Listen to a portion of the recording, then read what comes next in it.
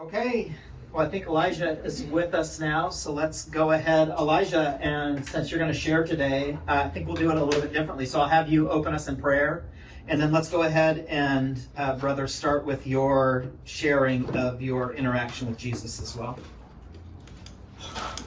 Sounds good. Lord, we bless the holy name, Father. I thank you for this day and these people here.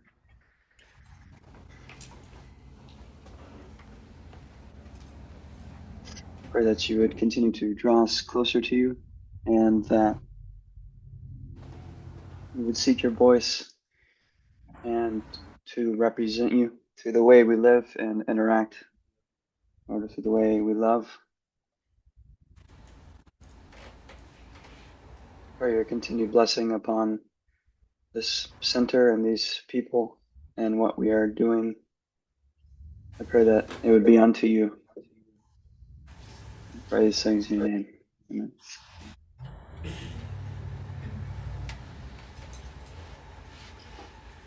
Okay.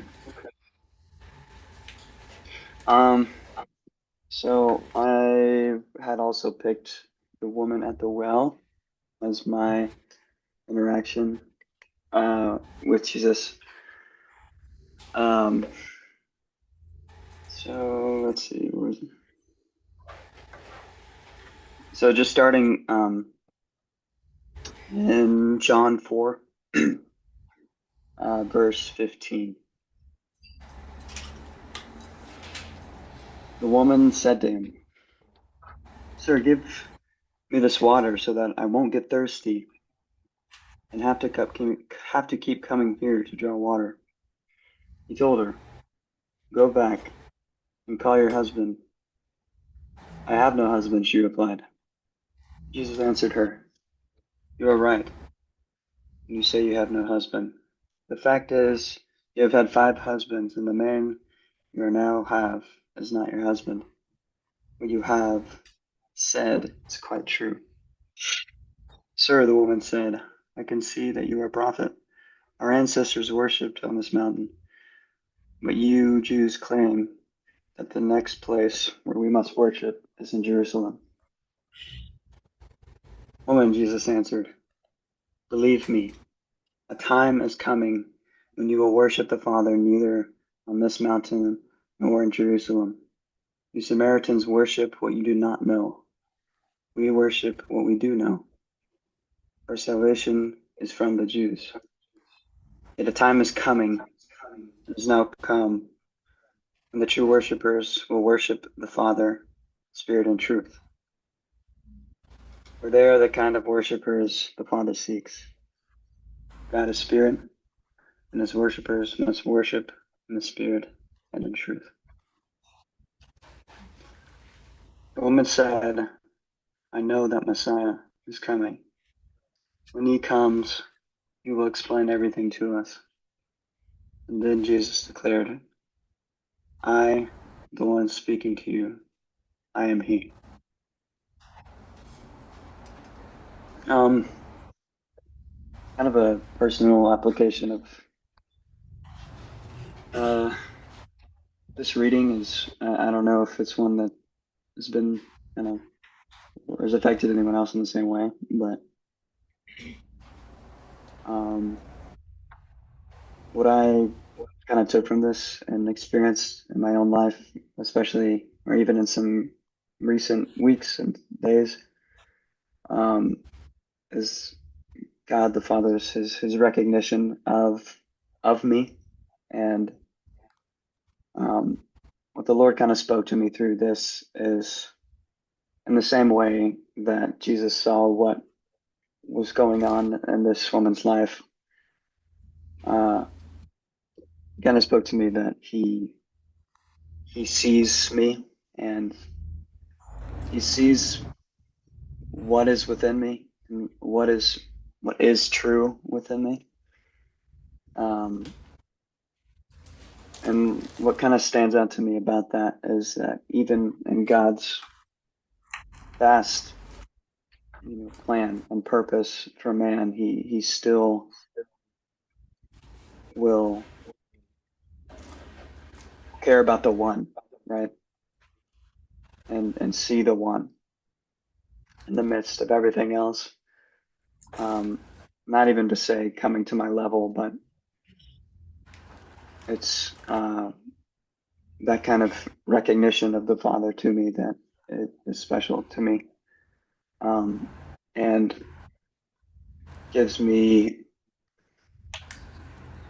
not only courage but also no excuse, and that I am included in something that is greater than me. And yeah, I'm sorry if I'm not explaining that very well, but that's what stood out to me about that. Thank you.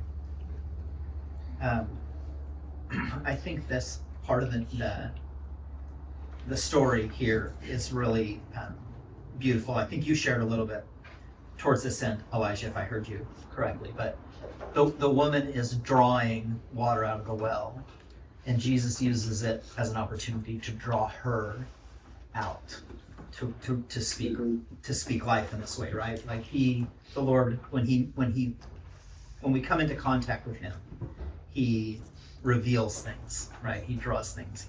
He draws all that which doesn't belong in us, he draws out, but he draws into us to the right identity. So, and it is interesting, I think, in the slide too, again, in the book, that we see Ben-Hur come into contact with Jesus when? You guys remember? It's a long time ago. Yeah, at the well, being watered. Yeah, and this is actually, I mean, the imagery is, I mean, just from a sheer like perspective of beauty, the symmetry to how God moves through water imagery and our thirst and our desires and what we think that we crave, but he's actually the very thing that can sustain us, and he's the very best thing for us, and we don't even realize that. And you know, the way that this interaction even goes with Jesus to say, well, you've actually had 5, you know, that probably was pretty jarring. But it wasn't like somebody may hear that if it was said from anyone else, you know, because that might be heard through the lens of judgment. But it wasn't really. It was through the lens of truth, drawing somebody into. And so thank you, Elijah, for sharing and for taking the time as well. I know you must be fairly busy, so I appreciate your time. Yeah, no worries. All right, well, let's jump back into our narrative, and I think today we're going to do it, we're going to mix it up a little bit. And so instead of me breaking down multiple chapters and going through a lot of stuff, because a lot of, again, the themes are, Lou Wallace is not allowing us to escape them. He wants to barrage us with these themes of Rome and the life of Judaism, being a son of Arius, being a son of Hur. All of these themes have just been constant, particularly in this book, again and again and again. So we're going to actually do a little bit more of extended reading in what should be chapter, let's see here. Now I lost my page. Back up. Chapter 8, I believe, which should revolve around Ilderim finding a driver. And so he is needing somebody to command the horses, as it were. And so my chapter here says a driver for Ilderim's Arabs. The chapter starts by saying Sheik Ilderim was a man of too much importance to go about with a small establishment. Wait, you say chapter 8? That's what it did. Or, sorry, 13. I was going to say. 13, yep. See, I needed to have Elijah here to give my Roman numerals. I read a V instead of an S there. Yeah, okay. Yeah, chapter 13. You're supposed to have my back, Elijah. Sorry. That's all right. All right, and so what does that mean? Sheik Ilderim was a man of too much importance to go about with a small establishment. What is he saying there?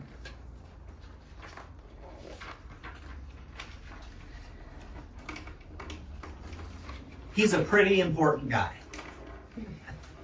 and it's not some small enterprise that he's engaged in, but it's actually something that's significant.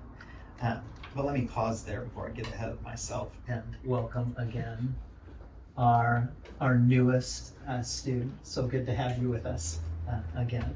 I want you to be free to just follow along. If you want to jump in with your siblings and read with us, great. If not, don't feel obligated by any stretch of the imagination to have to jump right in and do all the things that we're doing. And so, this is as we already know from the narrative, but the author wants to point this out here because what is about ready to take place here with Judah and Ilderim is of no small import. Finding somebody to command or commandeer or to race in this race, to be the captain of the horses, the master in this light, is something that Ilderim, who has all of the abilities as far as his monetary value, right? And he has the horses. Somebody like that is going to look for, well, I don't know, what do you think? If you were of Ilderim's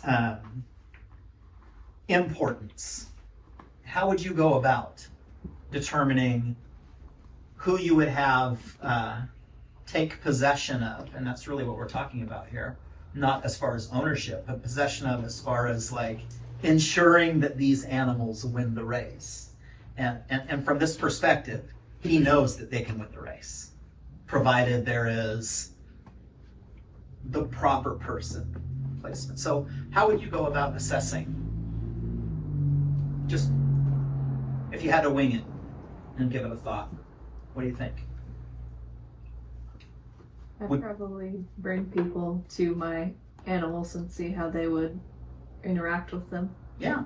So you might do like an interview, and your primary focus is going to be how do you actually interact with the nature of the horses, right? Mm-hmm. What else might we consider? The character of a person. Yeah. And why is that important?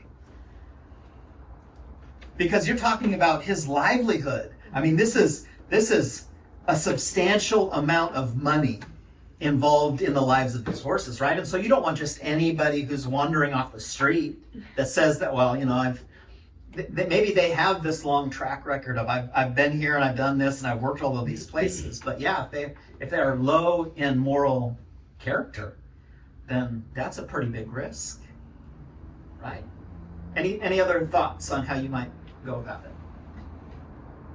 My answer would be similar to Emma's, but my secondary would be what you actually said: their reputation and their history with charioteering and training up horses. Yeah, so you're going to follow up, right? You're gonna try to see if they know somebody, and usually you're going to go to people that you have a proven relationship with, right? Like they've demonstrated firsthand of their character, and they're giving you kind of a secondary response. So you can vouch for this person because you can trust this person's word about that person, right? And so again, this is not any different than the way that our culture often operates in any kind of business type of a setting. And yet what we see in the narrative here is that the way that Ilderim, his perspective on these things is, it's not merely just a business venture for him, right?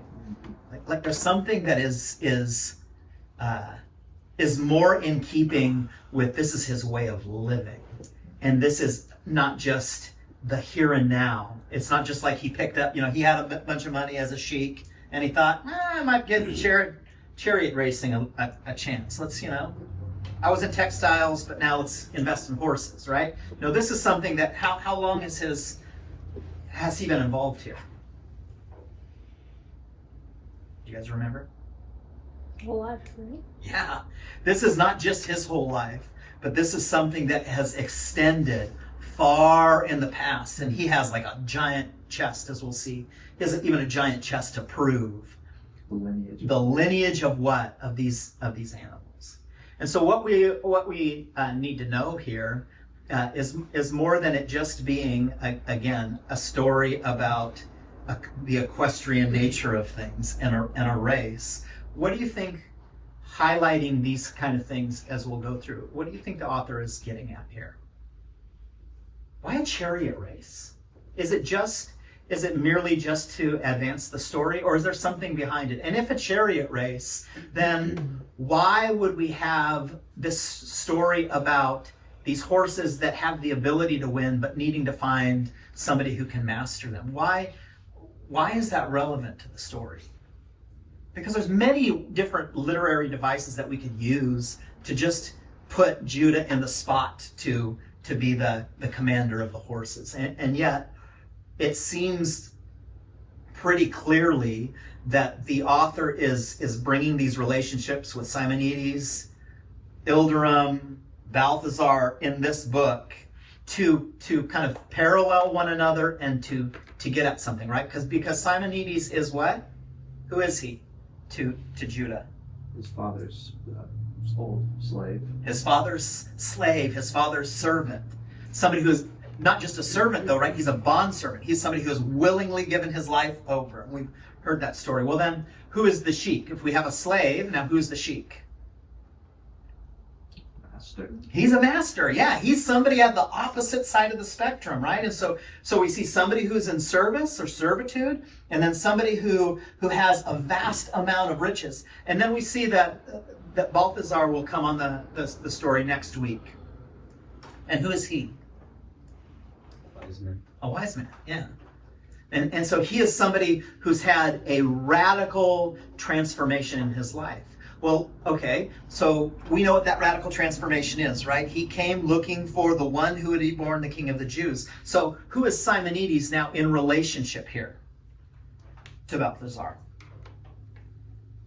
There's a little bit of crossover, is there not, as far as like the storyline goes? And do we see Simonides as somebody who is more geared towards the culture of Jewish life and God, or somebody who is outside of it? Is he an insider as far as the faith is concerned, or an outsider? Simonides.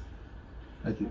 He's a Jew, yeah. So he's definitely in this camp of, and he's not just a Jew because he says he's one. We see a lot of indications that he is actually somebody who is devoutly following this way of thinking, right? Mm-hmm. Well, what about Sheik Ilderim? Yeah, he's somebody who's a little bit more ambiguous here, right? Like he could go either way. And the story is, again, it's really important that we understand that this is somebody who has this fascination with Balthazar. He's even like listened to him and heard the story, but he has not really fully given himself over, right? He's still a little bit enmeshed in his own pursuits, and justifiably so, it seems, because, right, we're asking the sheik here in some ways of like, what you have to do, sheik, would be really to truly give up this emphasis on this lineage of what you have done before and separate yourself out from that a little bit, to fully embrace this kingdom, which we'll talk about next week. There's kind of this need to separate oneself from the earthly cares. And we also see within the sheik as well is that he is really opposed to Rome. And so he's again another reflection for Judah of something that's not really super healthy for him, right? Like he doesn't need any more encouragement. And yet what we will find here is what is one of the main reasons that the sheik is going to allow Judah to commandeer things. Hatred. It's because there's kind of this commiseration, this coming together of both of their despising Rome and the ways of Rome. Masala is embodied with that, right? And so it is really strange that we see how, even in this unhealthy perspective, how it has unified them in a certain way. And again, the tension that we're left with is, well, how's this going to go for them? You know, because there's a lot of things that could happen, right? Like win the race, lose the race. Like there's a lot of like different dynamics that are kind of left open-ended. But then when we look at Balthazar and his cultural understanding, where does he come from as far as the scale goes? He is fully bought into this kingdom way. And so we'll see here over today and next week that really what the author is giving us is not Rome, And it's not the Jewish way of thinking. It's a whole other different orientation. And in fact, he'll kind of make this point of giving us some definition of what a kingdom is, but not in the way of saying like a kingdom is this and this and this per se, but he does it with the backdrop of really telling us what a kingdom isn't. A kingdom is not what you think it is. A kingdom is not Rome. The kingdom is not political. The kingdom is not militaristic. The kingdom is not built on great philosophy or great literature. A kingdom is not built on the arts. And so all of the ways that we might define cultural understanding, Balthasar represents that through his personal contact and faith in Christ. And so when we get to this part of the narrative, what the author is actually doing is he's giving us a picture into how Judah will go about making decisions for his own life. And he'll do that by how he refers to the horses. And so the horses here, what they really represent, or what they're supposed to represent, is those things that come under the authority of another.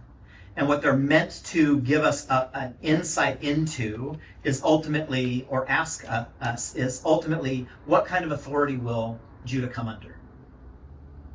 Will he continue to slide under the authority of Rome and be influenced by it? Will he kind of backtrack into maybe a more Jewish perspective of life? Will he fully give himself over to vengeance? And will that be the authority in his life, the vengeance that is pulling him forward? Or will it be something else? And that's, again, the tension that is intended to be put upon us here. And so when we consider, right, like again, how are we going to go about finding a driver? This is no small thing for Ilderim to consider. Because in one way, he has already won the race. Why would I say that Ilderim has already won the race? Why would I say that? Because of his horses? Yeah, the quality of the horses he possesses. But here's the problem. It doesn't matter that he has the greatest horses, and this is kind of the point. It doesn't matter that he has this great lineage of champion Arabs, that beautiful, well trained, bred with the most perfect studying as you track it back, so meticulous, right? So intentional that it can be traced all the way back with perfection, right? Because somebody who is training horses, right, like for very particular things, they're not just training it because it's like, well, we'd like to have a little pony, so we have a male horse, we have a female horse, we'll see what we get. No, they actually are like, no, this stud horse is like the best musculature, the temperament, like they're looking at every aspect in order to make sure that they get the best product, right? Well, again, this is not just in a single generation, this is a multi-generational thing. And so in one ways, you could think like, there's no way to mess it up. And yet, you get the wrong driver, the wrong person who's in control. And it actually undermines everything. And so really, and it's interesting to me because I heard it, I think, a little bit in Noah's class today too, that what the author is getting here is to the heart of what it means to be a man under authority and a man in authority. So the first question is does Judah have the right kind of authority to manage this type of horse, right? But then the second question kind of begs to be asked as well. Is Judah the kind of man that can come under the proper authority? Will Judah be the kind of person who develops the kind of quality that can be guided? And so again, we see then in Judah's life, it kind of mimics some of what Simonides has experienced, right? Judah was a slave. He knows what that's like. But Judah was also a prince, like the sheik. He's also had a lifestyle of luxury and has a measure of of power. But the lifestyle that he hasn't fully committed to yet is the lifestyle that Balthazar represents. And so, again, these are not things that are overt. The author doesn't come out and spell it out for us and say it directly. This is what I'm telling you. But this is how narrative is driving the story. This is what the author intentionally wants you to consider.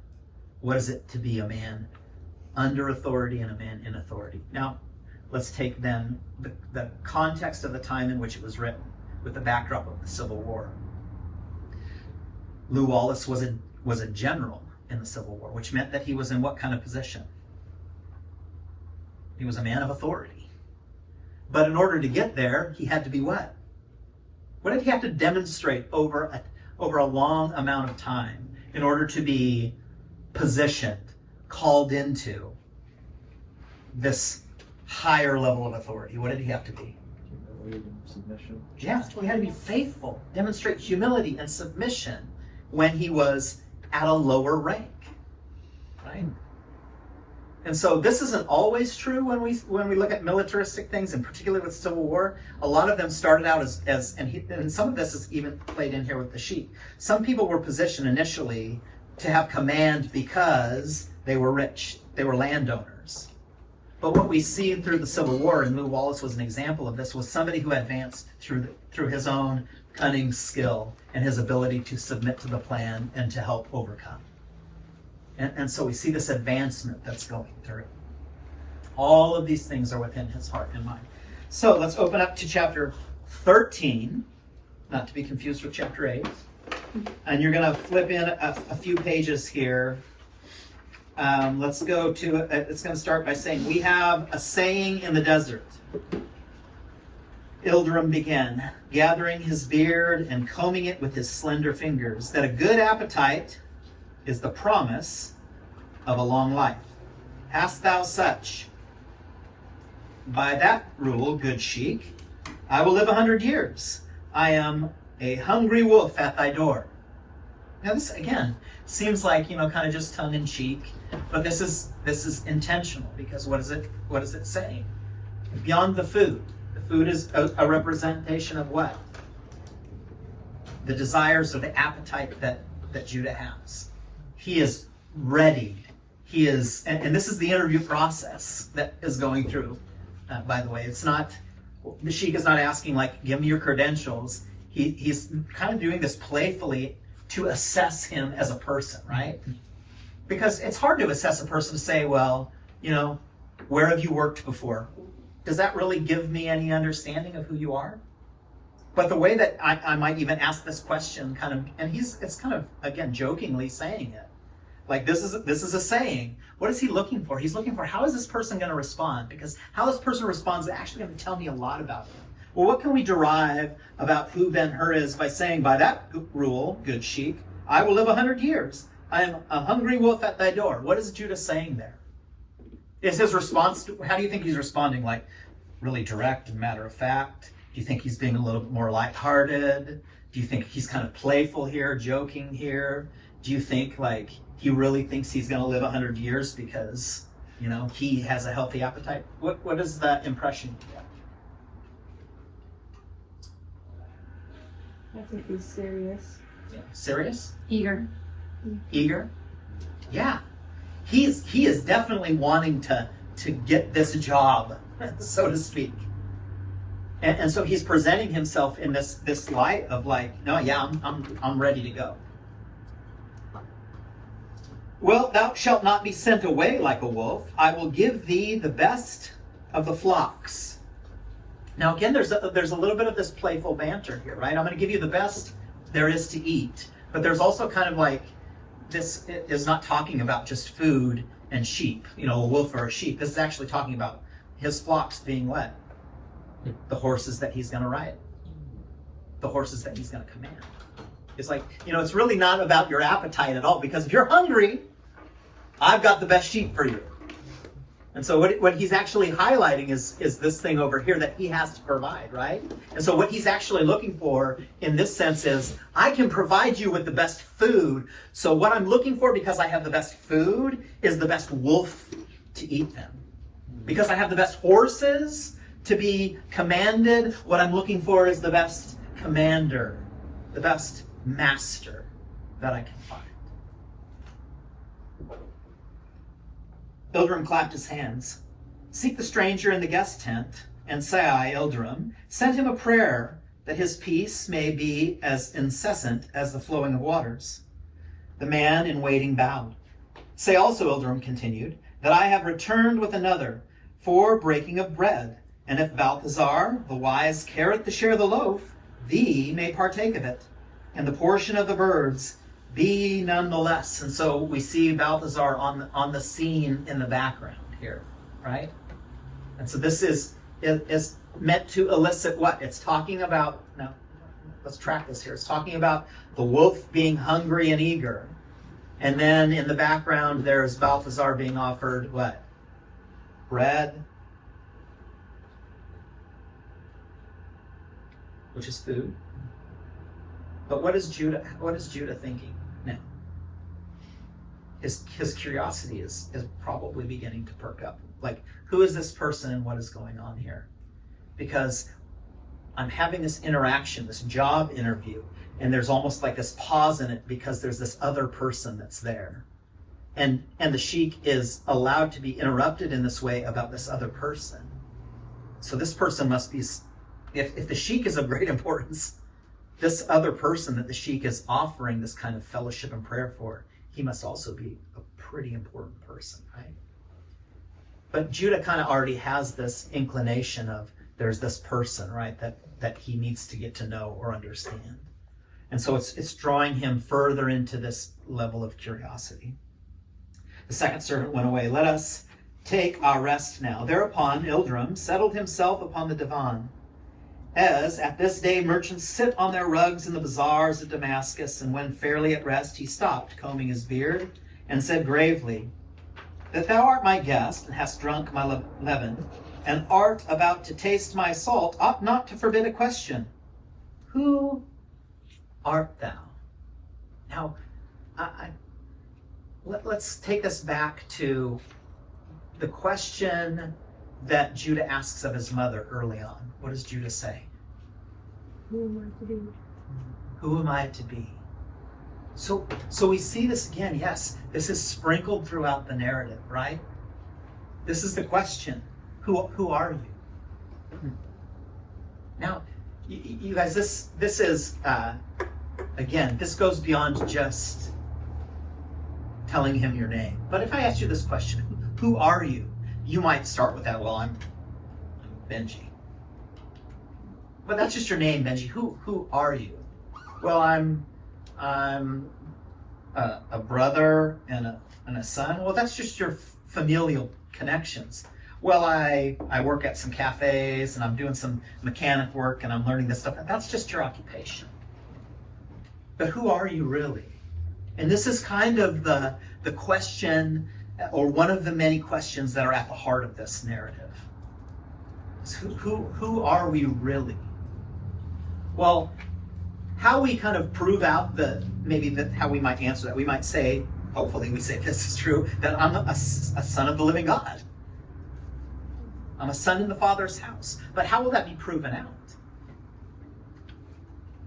Well, by the character and conduct of my life, right? It'll be proven out in the way in which that I live. And that doesn't mean that I won't maybe make some mistakes at times, but even in my mistakes, how I respond to those mistakes will say a lot about who I am and how my mind or my heart is oriented. And so again, this question comes up more than just Ilderim asking him for his name. What is he getting at here? Again, this is a job interview. I want to know really what's in you. I want to know the depth of who you are, because I'm entrusting you with my everything. This, in some ways, might be the way. Well, it certainly will be the way that someday, when my kids get married, let's say I don't really fully know that person, I might want to know them. One of the first things that happened to me when I met Nicole and knew she was the one. By the way, today's 25 years to the day that I met Nicole. But I remember getting questioned immediately by her parents, and it was her stepmom, Robin, Gigi. But she was grilling me. I mean, she was really like, and it was not like any pleasantries like, what's your favorite color? It was like, what are your intentions? What is your heart? How do you see God? Like the real kind of in-depth questions. And that's kind of like, he's getting to the heart of the thing here. Like, I don't have time for these trivial, who are you exactly?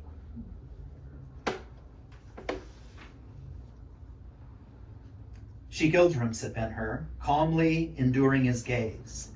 I pray thee not to think me trifling with thy just demand, but was there never a time in thy life when to answer such a question would have been a crime to thyself? What does that mean? That's fancy words. But what does that mean? He doesn't know. He doesn't know. Son of Hur, son of Arius, son of vengeance. And I've got to think that even in his heart of hearts, he might be remembering this conversation with his mom all these years ago. Mother, who am I to be? See, he was looking for somebody to give him that answer, but now he's being forced to answer it for himself. And he's saying, I'm not trying to be trifling. I'm not trying to play around here, but the jury is still out in my own heart about who I am. I'm not fully sure I know. I think I know the answer I want to give. I think the answer that I should give, but I'm not sure of the answer that actually best portrays a sincerity in my being. By the splendor of Solomon, yes, Ilderim answered. Betrayal of self is at times as base as betrayal of a tribe. See, the problem here that he's getting at, right, is it's just as bad to lie to yourself as it is to lie to anyone who you are in close proximity to. Right? It's important that we're honest with ourselves. In fact, it's hard to be honest with anyone else if we can't even be honest with ourselves. Right? Truth. God wants to have truth, what? In our inward parts. Thanks, good Sheik, Ben-Hur exclaimed. Never answer became thee better. Now I know thou dost but seek assurance to justify the trust I have come to ask. Like, Ben-Hur gets it, right? Like, I know what you're asking. I get it completely, and I know that you want an honest answer, and here's the best that I can do. I can't fully give you that. And now, again, to Ilderim's credit here, what he is actually perceiving and seeing in these answers is actually a man of great integrity, right? Because he's not giving kind of the answers that Ilderim wants to hear. Like, he's not trying to manipulate, right? And I'm going to tell you all the things that I think are good because I watched a TED Talk on how you take an interview, and so I'm going to show up putting this exalted vision of myself. He's actually like really humble here in the way that he's like, I don't know. And Ilderim is moved by this because he's like, this is a person that can be trusted. And he can be trusted because there's no pretension here. There's just honesty. There's a reality here. And so this is where, again, this vulnerability opens the door for him. Is he acting in this moment, just out of curiosity, is he acting like a son of Rome or the son of a Hebrew here? Which is it? Okay. What is he acting like? Someone in between. Okay. Son of God, maybe. Yeah. There's something genuine here, right? There's something real here.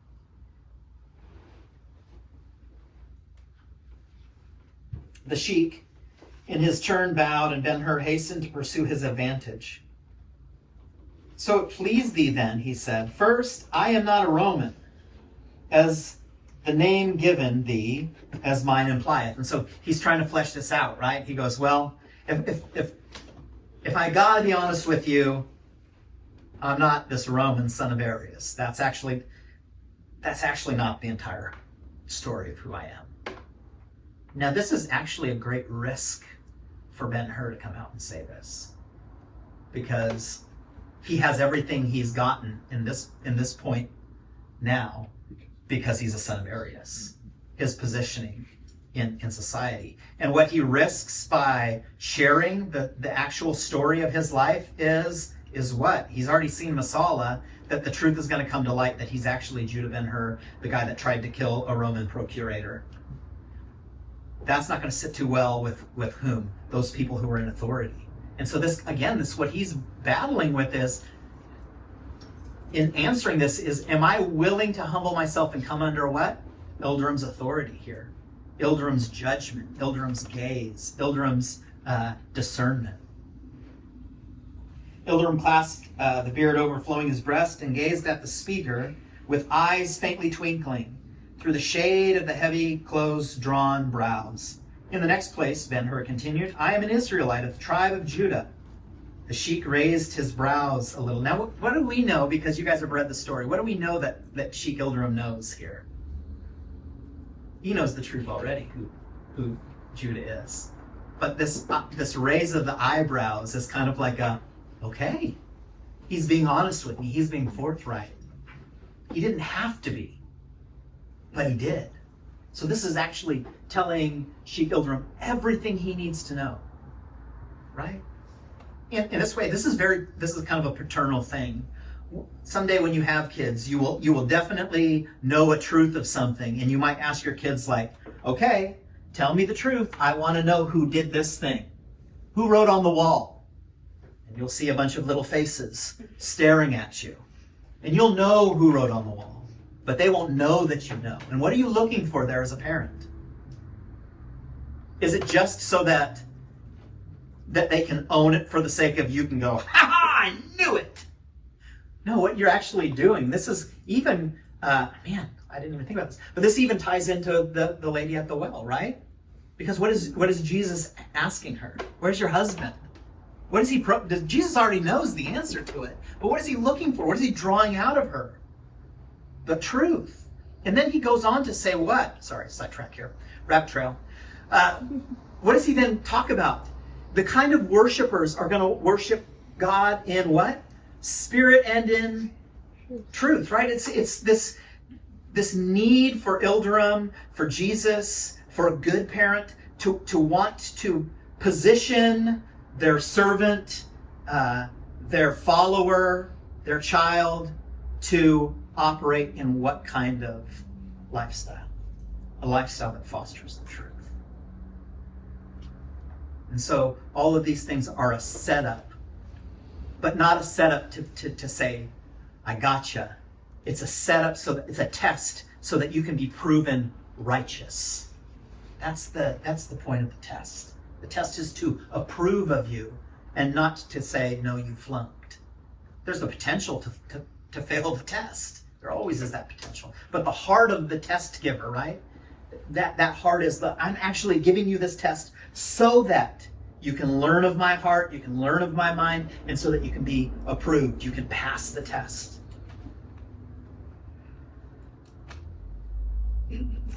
Not that merely, Sheik. I am a Jew with a grievance against Rome, compared with which thine is not more than a child's trouble. The old man combed his beard with nervous haste and let fall his brow. Even the twinkle of his eyes went out. Still further, I swear thee, Sheik Ilderim, I swear by the covenant the Lord made with my fathers, so thou, but give me the revenge I seek, the money and the glory of the race shall be thine. And so here's really where the battle line is drawn. I can give you, Sheik, what? Glory? That's what I can give you. I can give you the glory and the prize money that you'll win for it. That can be yours. What do I get? Revenge. Vengeance. Now this appeals to the worldly nature of both Judah and the Sheik. Right? In this scenario, these two are not good for each other. Because it's actually, neither of those things are needed for them. But see, it gives us a lot about this again, this context of I'm a wolf. What does a wolf want? It's kind of this vengeful perspective.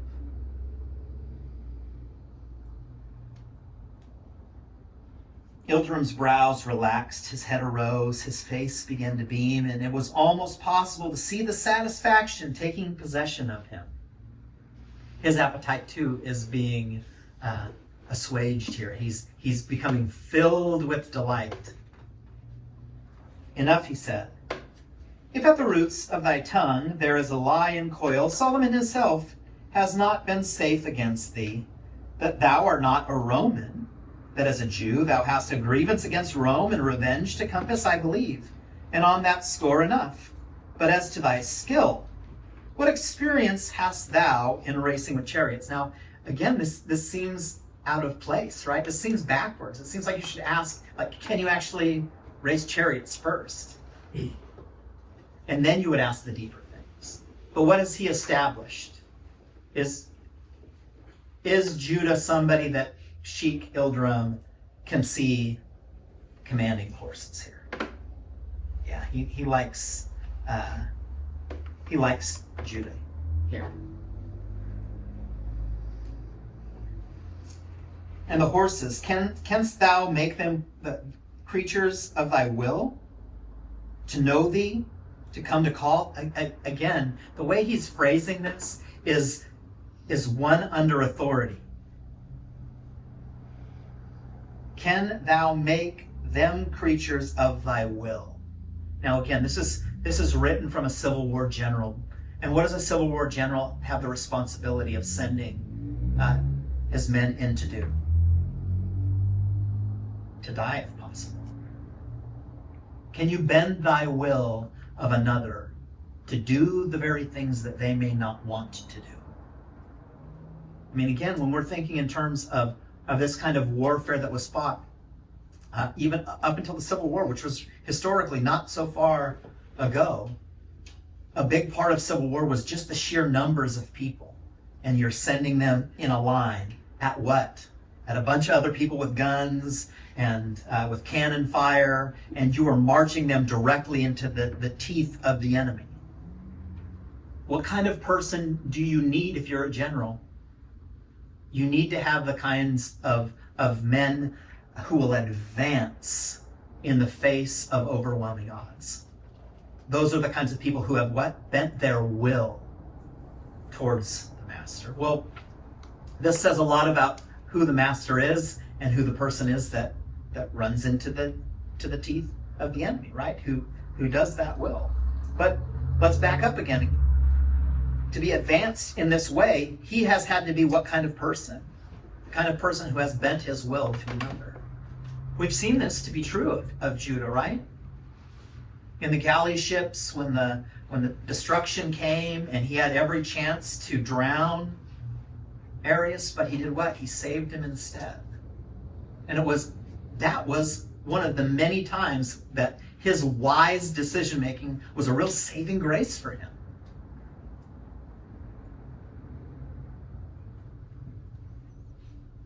To go, if thou sayest, to last extreme of breath and strength, and then, in the perishing moment, out of the depths of thy life, thrill them to one exertion, the mightiest of all. The gift, my son, is not to everyone. And so what does Ilderim know?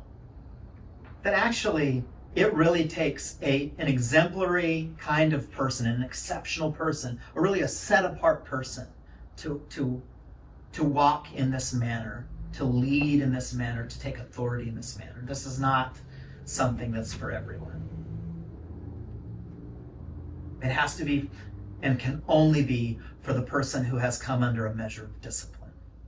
Now, what do we know to be true in Judah's life? There's this great demonstration of discipline that he possesses, and yet there's this big part of him that is unresolved.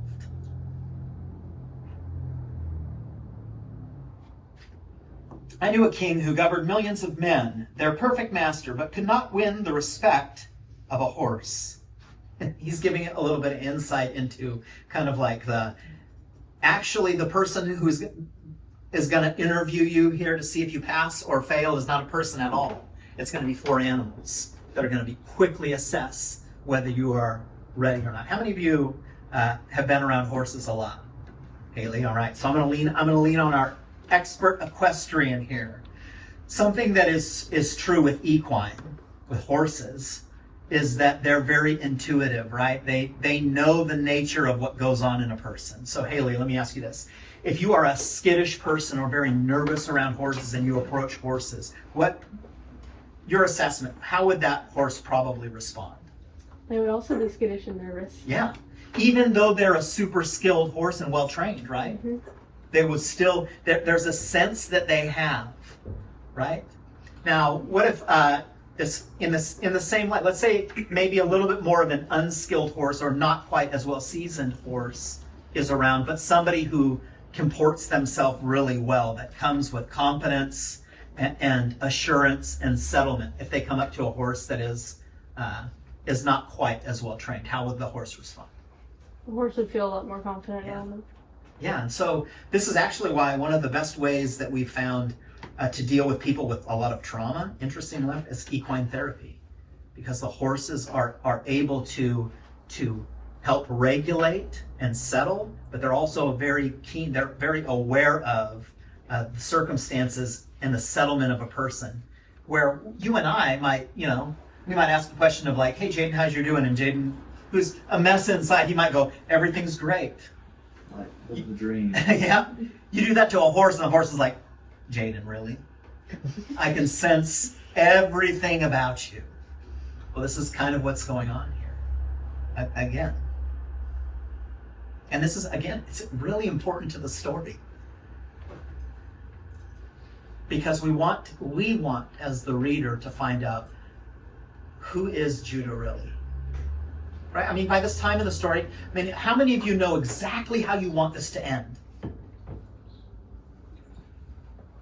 How many of you want that happily ever after? He learns the lesson. Everything is restored to him. He gets what he wants. He becomes a man of character. Him and Jesus are like best friends. He's following in the way. He's going out and telling other people about it. He's living in the kingdom. He's a great ancestor of the kingdom age and the community here. And we find some hidden book that was written by Judah where he is saying the same things that we're talking about. How many of you want that? Nobody. Okay. How many of you are like really looking for, I hope he blows it miserably. I hope he just completely annihilates Masala. How many of you want him to beat Masala in the race? How many of you want him to lose the race? How many of you don't really care about the race at all? Well, I think I'm more anxious to see what happens than wanting an outcome. He needs to get humbled.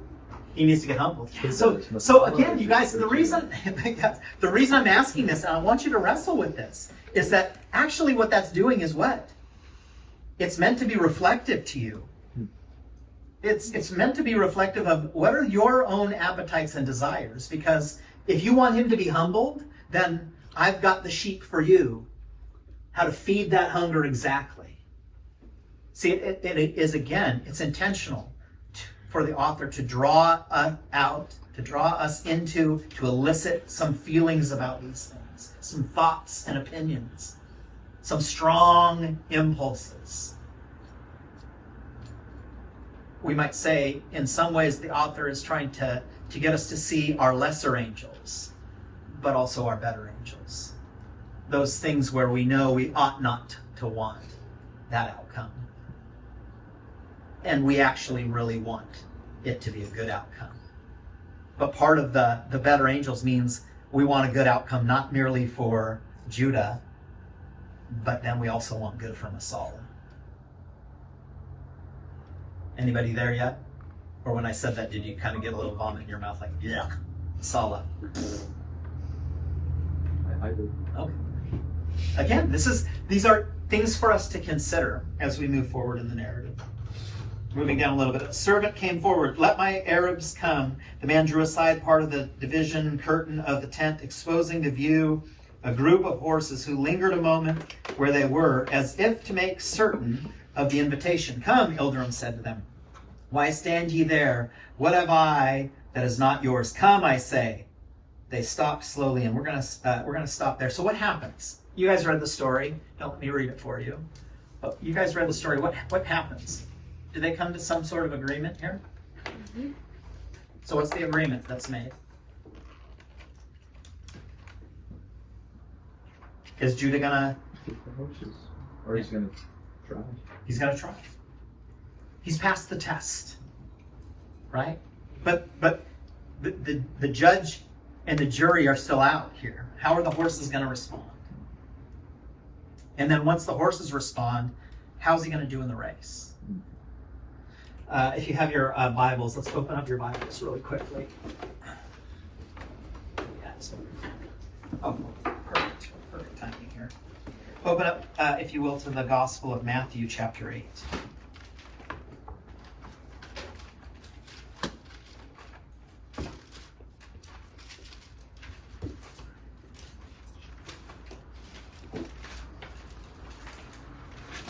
And let's start in verse 5.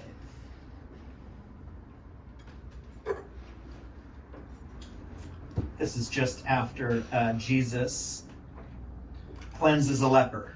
And the leper basically says to Jesus, can you make me clean? And Jesus says, yep, I'm willing to do that. It says this, and when Jesus entered Capernaum, a centurion came to him. What's a centurion? Captain in a Roman army. Rome, right? Who is Rome? Let's take Jesus aside for a second. But who is Rome to a Jewish person? Not to, unlike Judah, the enemy. This is the enemy coming into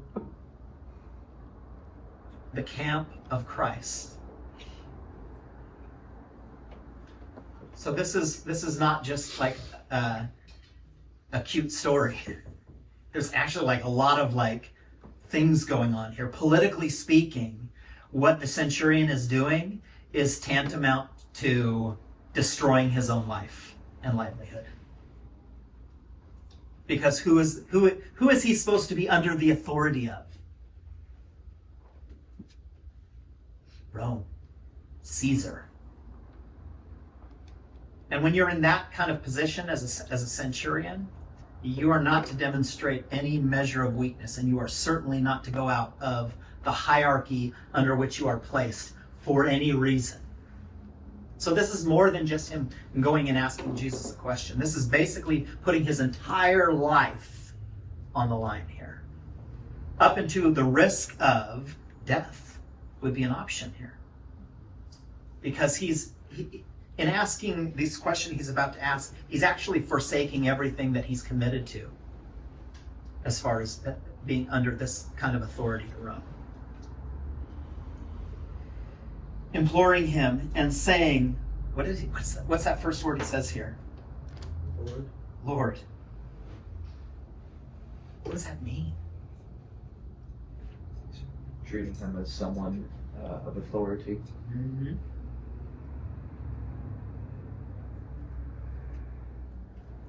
He is making a conscious choice here to submit himself under.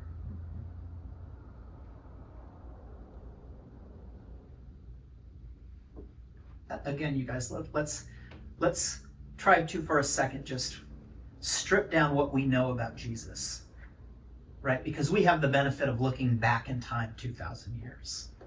But this is a person in that moment who doesn't know that Jesus died on the cross for his sins. Who doesn't know fully that this is somebody who has lived a perfect life and who will literally become sin, so that for those who believe, those who become sons, who are led by the Spirit, who will then become or be made righteous. He knows none of this at this time. And yet he is compelled to come in this way and risk it all. So again, like, this is no small potatoes here. He doesn't have the benefit of knowledge like we have the benefit of knowledge. Lord, my servant is lying paralyzed at home. Who's lying paralyzed at home? It's not his wife. It's not the wife of his 50 years. It's not the most tender or endearing relationship he's experienced in life.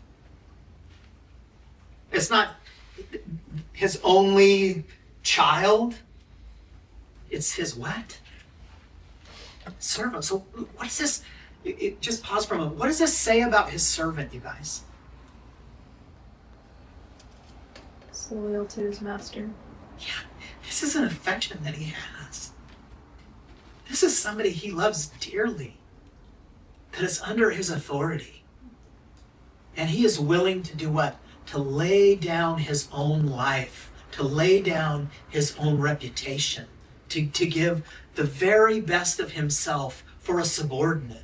This is a great love and affection that is being demonstrated here.